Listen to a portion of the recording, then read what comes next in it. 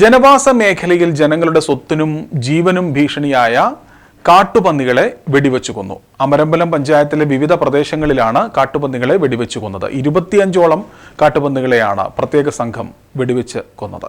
അമരമ്പലം ഭാഗത്ത് കാട്ടുപന്നികൾ വ്യാപകമായി കാർഷിക വിളകൾ നശിപ്പിക്കാൻ തുടങ്ങിയത് കർഷകരുടെ പ്രതിഷേധത്തിന് വഴിവെച്ചിരുന്നു. പന്നിയിടിച്ച് വാഹനാപകടങ്ങളും പതിവായതോടെ ഗ്രാമപഞ്ചായത്തിന്റെ അഭ്യർത്ഥനയെ തുടർന്ന് വനം അധികൃതരുടെ അനുമതിയോടെ കർഷക കൂട്ടായ്മയുടെ നേതൃത്വത്തിലാണ് കാട്ടുപന്നി വേട്ട ശക്തമാക്കിയത്. കൃഷി നശിപ്പിക്കുന്നതിന് പുറമെ ഒട്ടേറെ കർഷകർക്കും പന്നി ആക്രമണത്തിൽ ഗുരുതരമായി പരിക്കേറ്റിട്ടുണ്ട്. അമരമ്പലം ഗ്രാമപഞ്ചായത്തിലെ വിവിധ വാർഡുകളിലായി കൃഷിയിടത്തിലേക്ക് ഇറങ്ങുന്ന കാട്ടുപന്നികളെ ഇന്നലെ രാത്രി 24ഓളം പന്നികളെയാണ് വെടിവെച്ചത്. നമുക്കറിയാം, ഇന്ന് കർഷകർ നേരിടുന്ന വലിയ പ്രശ്നമാണ് വന്യമൃഗശല്യം. അത് പ്രത്യേകിച്ച് പന്നികളാണ് വലിയ പ്രയാസം നമ്മുടെ നാട്ടിൻപുറങ്ങളിലൊക്കെ ഉണ്ടാക്കുന്നത്.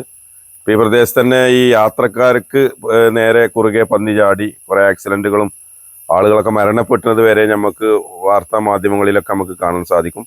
എന്താണെങ്കിലും പഞ്ചായത്ത് ആവശ്യപ്പെട്ടതിൻ്റെ അടിസ്ഥാനത്തിലാണ് ഇവർ RRT ടീം ഫോറസ്റ്റും സംയുക്തമായിട്ടാണ് ഇത് നടപ്പാക്കിയത്.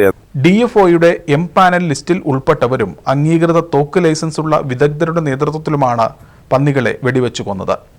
കൊന്നൊടുക്കിയ പന്നികളെ ഫോറസ്റ്റ് റേഞ്ച് ഓഫീസർ KP അഭിലാഷിന്റെ കണക്കെടുപ്പിനും പരിശോധനയ്ക്കും ശേഷം അമരമ്പലം വനത്തിനകത്ത് കുഴിച്ചുമൂടി. ഗ്രാമപഞ്ചായത്ത് പ്രസിഡന്റ് ഇല്ലിക്കൽ ഹുസൈൻ, വാർഡ് അംഗം അബ്ദുൾ ഹമീദ് ലബ്ബ എന്നിവരും സ്ഥലത്തെത്തിയിരുന്നു. പാലക്കാട് മലബാർ ആർമി സ്ഥാപന ഉടമ PS ദിലീപ് മേനോൻ, MM സക്കീർ ഹുസൈൻ, അസീസ് മങ്കട, ഹാരിസ് കുന്നത്ത്, ഫൈസൽ കുന്നത്ത്, ജലീൽ കുന്നത്ത്, ശ്രീധരൻ, ശശി, പ്രമോദ്, അർഷാദ് തുടങ്ങിയവരാണ് നേതൃത്വം നൽകിയത്.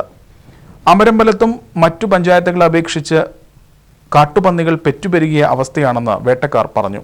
തുടർ ദിവസങ്ങളിലും തങ്ങളുടെ സേവനമുണ്ടാകുമെന്നും ഇവർ കൂട്ടിച്ചേർത്തു.